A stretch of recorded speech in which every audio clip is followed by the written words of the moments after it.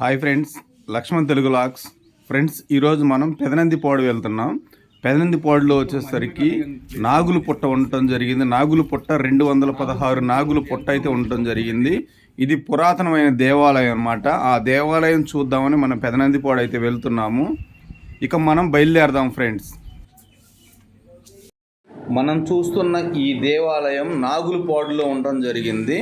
నాగులపాడు అని పేరు రావడానికి కారణం సుబ్రహ్మణ్యేశ్వర స్వామి అక్కడ స్వయంభుగా వెలిశారన్నమాట ఆ గ్రామంలో. అందువలనే ఆ గ్రామానికి నాగులపాడు అనే పేరు కూడా రావడం జరిగింది. ఇక మనం చూస్తున్నాం కదా, ఈ నాగుల పుట్ట అయితే ఒక్కసారి అయితే చూడండి. 216 నాగుల పుట్ట అన్నమాట ఇది వచ్చేసరికి. చుట్టూ ఒక్కసారి అయితే మనం చూద్దాం ఎలా ఉందో. ఆ పైన చూడండి, మనకి శివుని విగ్రహం అయితే ప్రతిష్ఠించారు అక్కడ వచ్చేసరికి. అలానే ఇక్కడ వచ్చేసరికి చాలా దేవతల విగ్రహాలు కూడా ప్రతిష్ఠించడం జరిగింది. ఈ దేవాలయం చాలా పురాతన దేవాలయం. ఒక్కసారి మనం చూస్తుంటేనే మనకు అర్థమవుతుంది ఈ దేవాలయం ఎంత పురాతన దేవాలయం కూడా అర్థమవుతుంది. ఒక్కసారి అయితే చూడండి. మిగతా దేవాలయాలు కూడా మనమైతే చూద్దాం.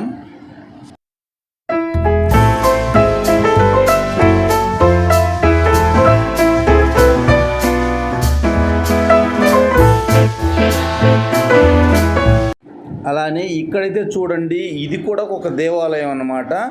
అలానే ఒక్కసారి మనకి ఫ్రంట్ అయితే చూడండి, అవి అన్నీ కూడా ఇక్కడ దేవాలయాలు అన్నమాట. ఇక్కడ వచ్చేసరికి ఎప్పుడో పురాతన కాలంలో ఈ దేవాలయం ఇక్కడ కట్టించడం జరిగింది.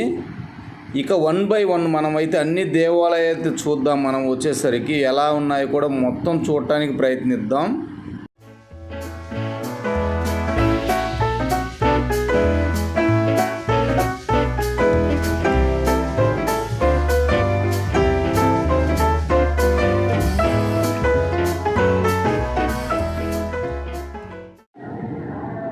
ఇక్కడ చూడండి ఫ్రెండ్స్, ఎంత అద్భుతమో. ఓం నమ శివాయ అని రాసి ఉంది.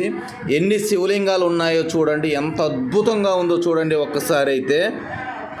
మన ఛానల్ ఎవరైనా కొత్తగా చూస్తుంటే మన ఛానల్ సబ్స్క్రైబ్ చేయండి. అలానే ఒక లైక్ అయితే చేయండి ఫ్రెండ్స్. అలానే ఈ వీడియో మీకు నచ్చినట్లయితే షేర్ చేయడం మాత్రం మర్చిపోవద్దు.